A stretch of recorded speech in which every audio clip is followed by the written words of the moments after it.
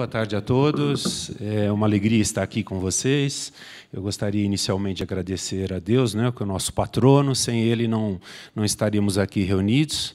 Depois a instituição adventista que está nos abrigando, nos dando essa oportunidade de fazer esse intercâmbio de ideias.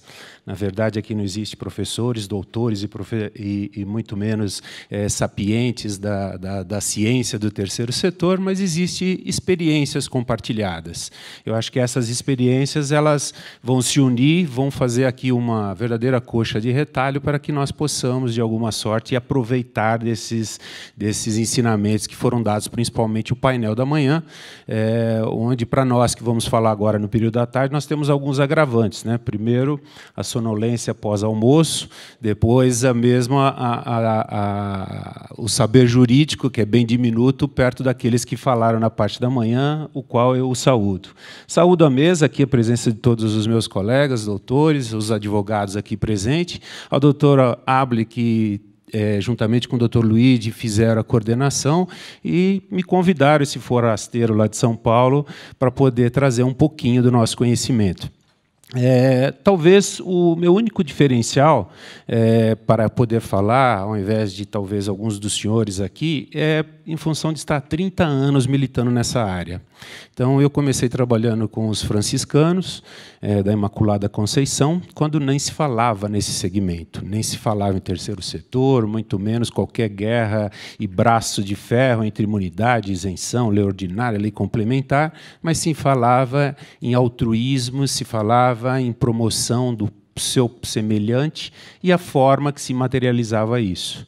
E comecei a perpassar por caminhos áridos, porque na faculdade você não aprende isso. Eu tive que aprender um pouquinho de direito eclesiástico, tive que aprender um pouquinho de como fazer toda a operação do patrimônio da vida consagrada, as separações dos carismas da vida civil para com a vida consagrada, e isso nos trouxe algum valor agregado de experiência, ou seja, aquilo que algumas instituições estão passando, as outras já tinham passado, e nós pudemos fazer essa interface. Então, o meu muito obrigado. Essa era a minha primeira parte introdutória, e eu jamais poderia negligenciar um convite do Dr. Luigi, que, além de eu o admirar como profissional, nós também somos amigos, e já dizia Shakespeare, né, quem negligencia uma amizade, qualquer pedido que o seja, passa a ser um desrespeito. Então, para não desrespeitá-lo, e, obviamente, para tentar dividir um pouquinho essa experiência, que eu aceitei esse convite. Espero que os senhores não saiam, depois da minha fala, mais confusos do que entraram, mas a minha ideia vai ser tentar sair um pouquinho do campo do pragmatismo, um pouco da teoria e um pouquinho mais para o chão da fábrica, o que as instituições estão vivendo. Porque hoje nós vivemos diariamente, né, com todos esses percalços que nós estamos debatendo, e, obviamente, que a cada dia que passa nós falamos, não, nós vamos agora ter uma solução. Agora o Supremo falou, agora terminou, e, fazendo minhas palavras do professor Ives, o Brasil vive, desculpa a expressão, mas uma desentiria jurídica, né? Porque a cada dia nós temos uma mutação diferente e, obviamente, que nós temos que estar preparados para isso. Então, eu vou dar início aqui, eu fiz alguns slides, nada mais que 2.200, mas é rápido isso, e nós vamos estar passando por ele, e eu vou tomar a liberdade aqui de ficar de pé, porque Mahatma Gandhi já dizia que a pessoa só está de pé quando ela está de joelho. Então, vamos começar aqui falando um pouquinho a respeito do tema. Nós ainda descobrimos que existe esse erro conceitual, principalmente quando ele parte do Estado a respeito de imunidade e renúncia. Por que eu estou falando isso? Estava aí na primeira página, esses dias, do jornal Valor Econômico, sem fazer qualquer aqui apologia ao tema e etc., mas renúncias aprofundam o déficit da Previdência Social.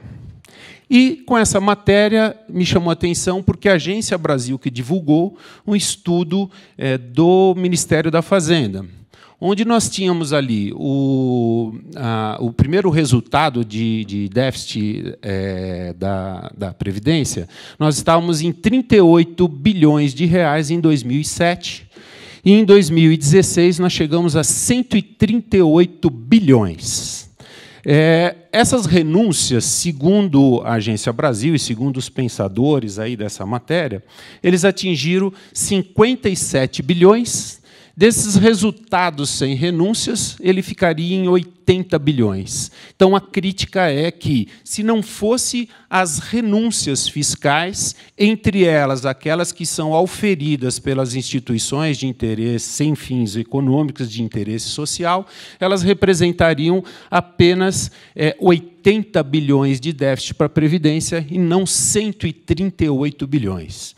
Então, em todo momento, quem puder acessar esse site da Agência Brasil vai identificar que é divulgado isso com muita eloquência, que as instituições sociais, por meio da pseudo-renúncia, ela acaba contribuindo dentro desses 40 bilhões de reais com o prejuízo da Previdência Social.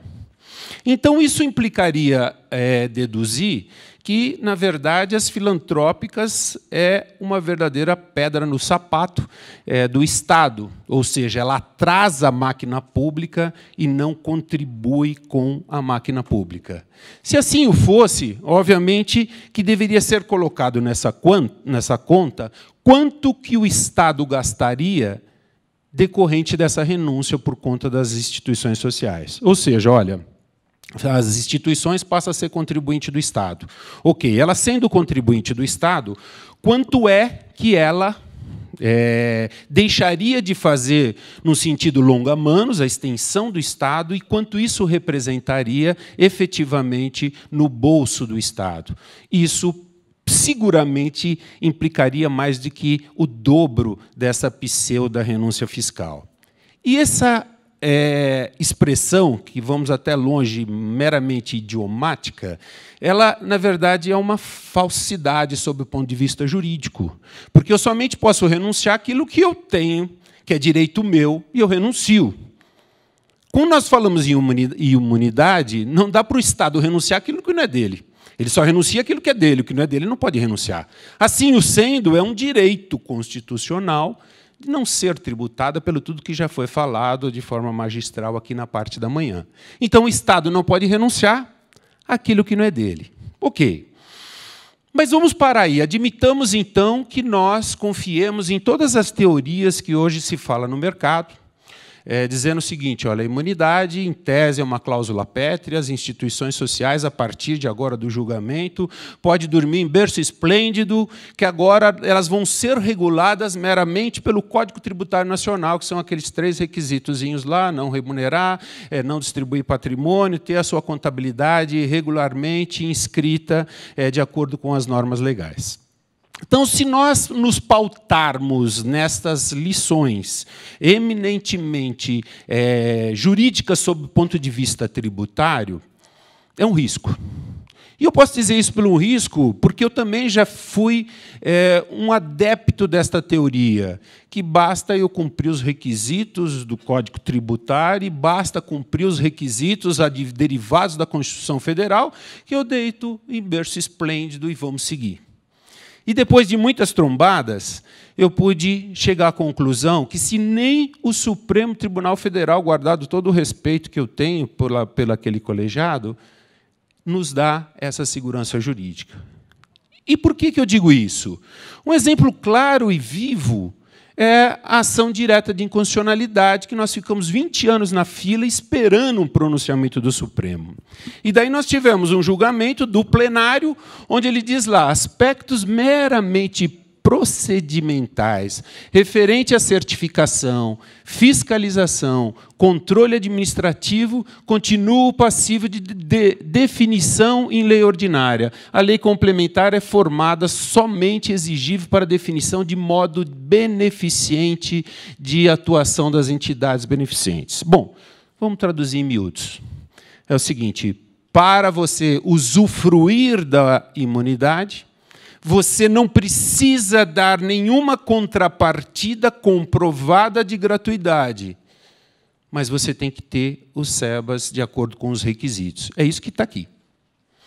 Porém, se nós pegarmos o outro recurso, julgado pelo próprio Pleno e por alguns ministros que se pronunciaram na ADIM, No plenário, ele pega e tem um outro, de acordo com o relatório exarado aqui nesse acordo pelo ministro Marco Aurélio, ele diz: dou provimento ao recurso para, declarando a inconstitucionalidade da forma do artigo tal, restabelecer o entendimento constante, assegurar que o direito da imunidade do artigo 195 desconstituir no crédito tributário. Aqui ele diz o seguinte: estou revogando, ou seja, estou tirando a eficácia jurídica, para que a gente não precise entrar numa terminologia um pouco mais técnica, do poder da lei ordinária que estava previsto lá no artigo 55 para regular a atividade social.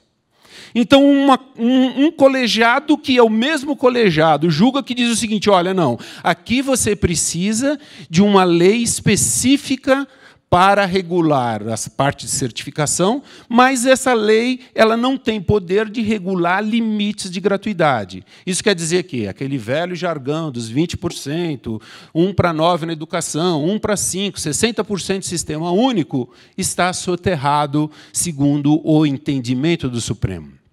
Porém, no outro entendimento, ele alarga ainda mais. Ele vai dizendo o seguinte: olha, não... tudo que é regulado por lei ordinária, que é certificado, que é todos aqueles predicados que estavam previstos lá na lei ordinária, no artigo 55, e também no decreto 2536, estão soterrados. Gente, nós que somos pobres mortais, né, tentamos interpretar toda a temática legal e depois esperamos 20 anos para interpretar a técnica, a hermenêutica dada pelo Supremo Tribunal, digamos que há uma questão conflituosa, né, onde existe uma antinomia aqui que nós não podemos conversar com qualquer que seja o nosso... Bom, então, a minha instituição vai se apegar no que disse a ação direta de inconstitucionalidade. Não, a minha vai se pegar o que diz no recurso extraordinário 566-622. Ok. E aí, o professor Ives, que foi o autor dessa ação pela Confenem, ele pega e ele mesmo coloca: ó, resta claro nessa medida aqui, uma tecnicidade, que é um recurso chamado embargo de declaração, para quem não é da área, resta claro que esse entendimento adotado quanto ao mérito há de prevalecer também em relação ao mérito das ADIs, sob pena de manifesta incoerência, já que as ações têm a mesma causa de pedir. Então, esse recurso ele visa agora que o Supremo se entenda e diga para nós o seguinte: olha, para regular a atividade beneficente, se aplica as regras previstas na lei ordinária, que, para quem não sabe, a lei ordinária, além da acepção da palavra ser ordinariamente falando, ela é uma lei que regula praticamente os lindes da parametrização da certificação e, por supedâneo, do direito de usufruir o benefício fiscal. Então, nós vamos ter que ter este retorno, se é por esta lei ou é pela lei hierarquicamente, que nós não vamos colocar aqui em princípio de hierarquia, porque até os constitucionalistas podem me bater, mas digamos que seja para aqueles que não é afeito ao direito, que é uma lei superior, porque ela tem um quórum maior dentro do Congresso Nacional, que é o Código Tributário Nacional. Então, só para que nós possamos fazer um link e rápido contextualizar isso, muitos estão alardeando o seguinte: para de fazer tudo, a partir de agora está tudo ótimo. Não está tudo ótimo. Mas vamos mais longe, por preciosismo. Admitamos que o Supremo vem e fala assim: olha, aquela lei, que era a Lei 8.212, ela não vale nada. Mas, para fins de regular premissas de limitação ao poder de tributar. Ótimo. Daí o Supremo diz o seguinte: esta lei que está sob julgo lá é a Lei 8.212, a Lei 9.732 e a Lei 9.532. Então, essas leis são aquelas exaurientes naquele julgamento. Só que existe uma outra lei em vigência, que é a Lei 12.101/09. Daí, digamos o seguinte: não, mas espera aí, mas o Supremo já falou, agora é lei ordinária, é lei complementar, não é lei ordinária. Se eu deixar de me alforriar, aliás, se eu deixar me alforriar por esta decisão, eu não vou estar livre de um auditor. Eu sempre falo, normalmente, o japonês que chega, porque o japonês realmente tem um QI mais elevado, chegou o japonês lá para nos autuar, e ele vai autuar e dizer o seguinte: espera aí, o Supremo falou, Mas ele falou da lei, outra lei. E o efeito lá, além de ser um efeito erga omnes, mas ele não vai atingir essa lei, porque em nenhum momento o Supremo falou essa lei perdeu a sua eficácia. E aí nós voltamos tudo à vaca fria, porque essa lei coloca limites. Aí você fala, pô, Marcos, mas espera aí, mas tem uma outra ação que chama-se ação direta de inconstitucionalidade, a 4191, que está justamente discutindo a eficácia, a constitucionalidade desta lei, também ordinariamente falando. Assomado a isso, nós temos um caminhão de PECs, né? Porque se tiver uma PEC dizendo o seguinte, olha, a partir de agora, para usufruir do direito da imunidade tributária, por incrível que pareça, eu vou regular os requisitos aqui através de uma emenda à Constituição. Aí tudo isso que nós estamos discutindo há 20 anos vai cair tudo por terra. Né? E aí vocês vão perguntar para mim, pô, mas será que isso pode acontecer? Dentro desse Congresso hoje que nós estamos aí, nós não podemos duvidar nada. Pode acontecer, como o próximo pode vir. Por quê? Porque nós estamos com 131 bilhões. De quem é a conta, quem foi o culpado, não cabe nós discutir, mas nós estamos com 131 bilhões para cobrir esse rombo. E de nós, indiretamente, é mais de 20.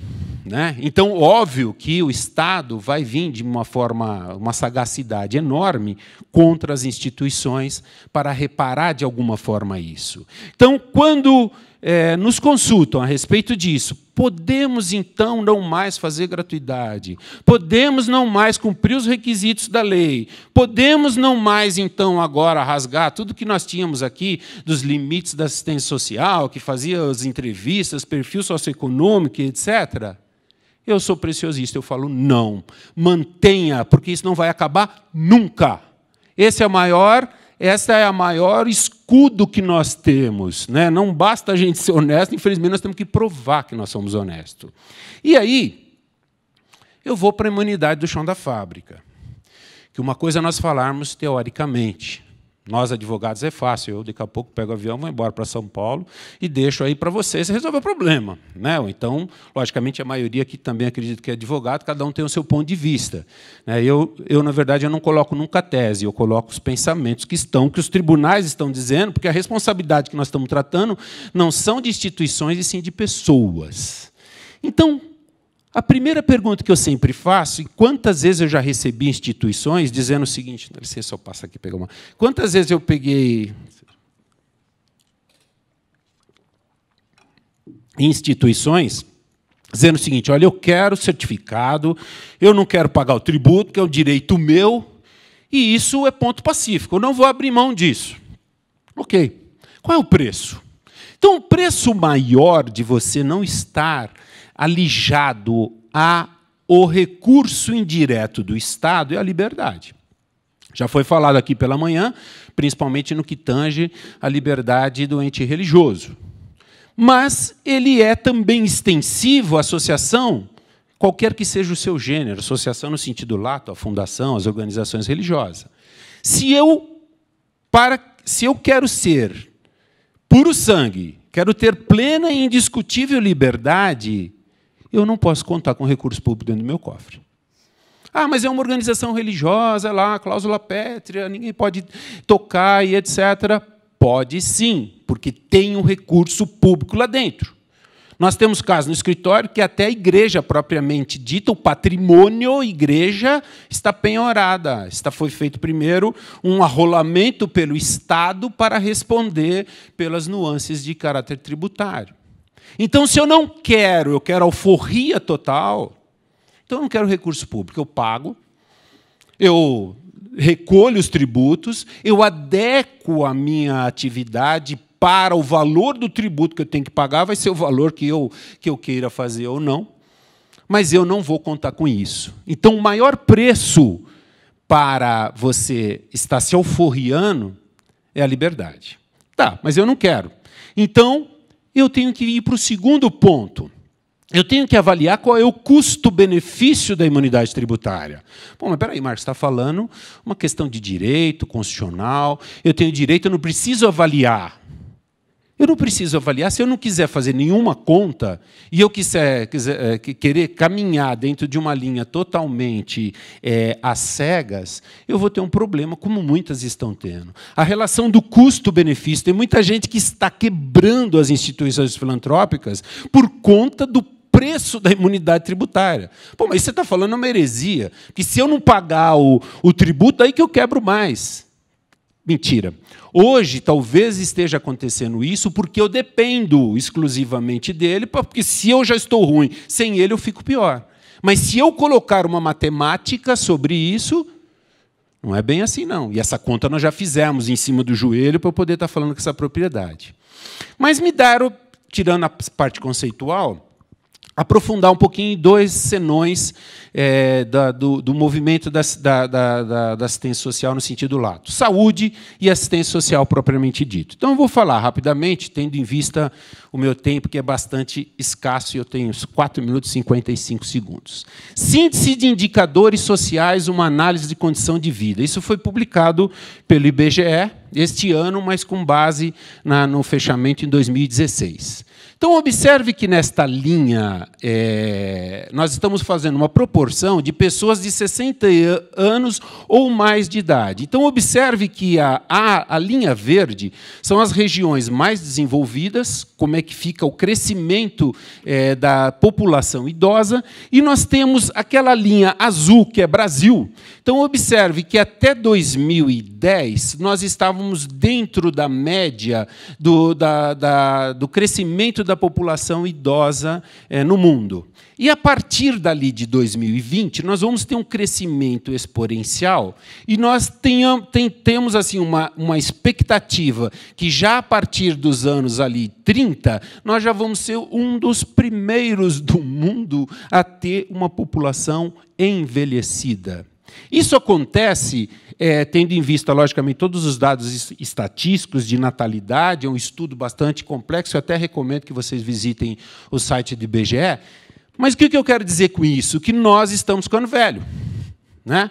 E ficar velho, obviamente, como minha mãe diz, que a velhice é cara, filha. Trabalhe agora enquanto você pode, porque a velhice é cara, né? Então, nós vamos ter que gastar mais com saúde e nos preparar mais. Eu peguei esse slide, eu não plagiei o slide, peguei isso da Planisa, que, segundo aqueles que operam na área da saúde, uma das empresas sérias que faz a quantificação, mas um número que me chamou muito a atenção é o custo do procedimento, por exemplo, de alta complexidade. Então, observe ali que há um deságio, ou seja, um prejuízo que o hospital filantrópico, a entidade de saúde, faz para atender os pacientes do SUS. Ocorre com a média complexidade também, que eu não vou aqui dizer, mas patologia, como é que fica esta composição com relação ao prejuízo que é trabalhar com a tabela do SUS. Olha só em dados que a Planisa coloca, com dados bastante claros. Aí, raio-x, 6,88, e ele tem um custo de 36,34. Ultrassonografia, 24, com um custo de 60. Tomografia de crânio, 97. Aqui, no caso, ele até superavitário nesse caso. Laboratório de análise clínica, hemograma, 4,11 contra 7,19. O que acontece nessa equação? Essa equação ela é muito simples. Então, eu tenho o resultado dos 60% que eu ofereço ao sistema. Custo do hospital, admitamos que ele seja 140 mil. Aí eu tenho vendas do SUS que eu faço por 100 mil e o meu déficit ficou em 40 mil. Para eu utilizar os 40% que me falta de disponibilidade, o custo do hospital é 140, então eu já tenho que fazer 180, porque eu tenho que cobrir 40 de déficit. Então, se eu cobrir 40 de déficit, a minha imunidade, o valor que eu deixo de pagar pelo Estado, ele tem que ser igual, tem que ser maior. Senão, não vai fechar, e aí eu vou ter um resultado negativo, e é isso que vem acontecendo com muitas instituições. Tem instituição que realmente ela abre o dia 1º já devendo milhões. E, a partir desse fato, ela precisa contratualizar mais e ir fazendo mais movimento para conseguir zerar o seu déficit. E aí fica justamente o ciclo. Eu custo, tiro o SUS, dá uma defasagem, eu corro no banco, dá um déficit, eu estou visitando, avizinhando-me para quebrar. Né? Teses para quebra dessa ciranda financeira. Se o deságio da tabela for superior ao benefício da imunidade, bem como da receita da venda de 40% que restou disponível, a ciranda deve ser quebrada, como a não renovação do contrato do gestor. Marcos, você está louco. Se eu agora não tiver o recurso do SUS, eu vou quebrar. Uma hora você vai ter que parar. Senão você vai quebrar de todo jeito. E aí eu faço uma outra situação que, se a lei tirar essa questão do limite dos 60%, que é a função da lei ordinária, obviamente que nós podemos ir pela outra tabulação que a própria lei nos diz. Eu vou trabalhar com 20% da 20% da gratuidade. Só que aí uma tese importantíssima. Eu devo incluir neste valor justamente aquilo que é a diferença entre a tabela SUS e aquilo que eu efetivamente deveria cumprir. Eu já estou terminando, infelizmente, eu só vou acelerar aqui a última posição. Quando nós brigamos com o Estado só para debater a questão do reconhecimento da instituição social, eu posso afirmar, de carteirinha, que muitas vezes não é nós, o Estado, que não renova o nosso certificado, é nós que não renovamos para ele. Tem instituições que colocam como finalidade música, escolas marciais, gastronômica, cunicultura, escola de idiomas, coral. Isso não é assistência social, exceto se eu mudo, de certa forma, o apelido dela e tento incluir dentro dessa tipificação da Resolução 109. E aí eu tenho alguns casos que eu trouxe, que não vai dar tempo de eu falar sobre eles, que meu tempo já esgotou, mas dizendo justamente isso, que eu simplesmente perdi o meu certificado porque a tipificação do meu programa, digamos até mais longe, o meu apelido e o tratamento que eu dei para ele não atende o público-alvo da assistência social. Enfim, minha gente, eu coloco aqui como um recado, separemos aqui os nossos fins dos nossos meios. Se nós queremos sobreviver com recurso público, seja direto ou indireto, nunca se alforrie daquela comprovação que você atende o Estado. Nunca se aforrie de comprovar para o perfil socioeconômico, de comprovar o seu percentual, mesmo que hoje não é exigido você comprovar na sua contabilidade o valor da sua isenção usufruída de toda forma, o faça para demonstrar que você efetivamente está cumprindo o social e não fugindo da obra social. Então, aqui eu me despeço, lembrando que a assistência social ela tem que continuar. Ainda que haja qualquer desses aparatos de conotação que a instituição está alforriada das leis para cumprir a sua meta social, então ela não precisa prestar conta, isso é um instituto falido. Daí nós voltamos àquela máxima de Drummond, e agora José, a luz apagou, o povo sumiu, a noite esfriou. E agora? Obrigado, boa tarde.